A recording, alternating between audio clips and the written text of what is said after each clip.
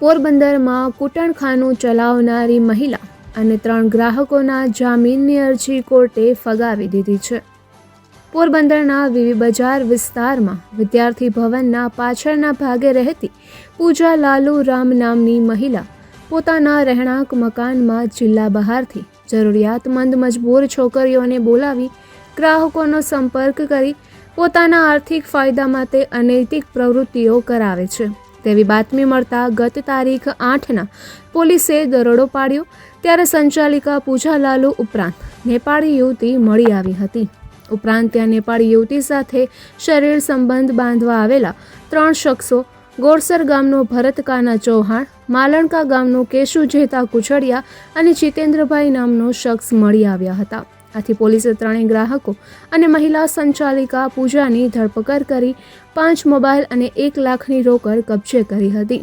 જ્યારે નેપાળી યુવતીને ભોગ બનનાર જાહેર કરી મુક્ત કરાવી હતી. ત્યારબાદ તમામને જેલ હવાલે કરાયા હતા.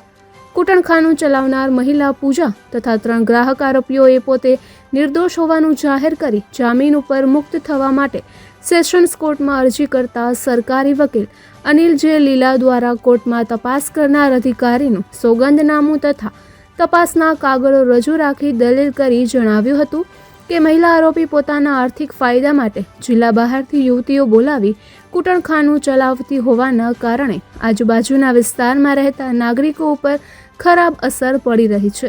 જે ગુન્હાની ગંભીરતાને ધ્યાને લઈ પોલીસ દ્વારા કરવામાં આવેલા તપાસના કાગળો વંચાણે લઈ આરોપીઓ દ્વારા કરવામાં આવેલ જામીન ઉપર મુક્ત થવાની અરજી રદ એટલે કે નામંજૂર કરવા દલીલ કરવામાં આવી હતી.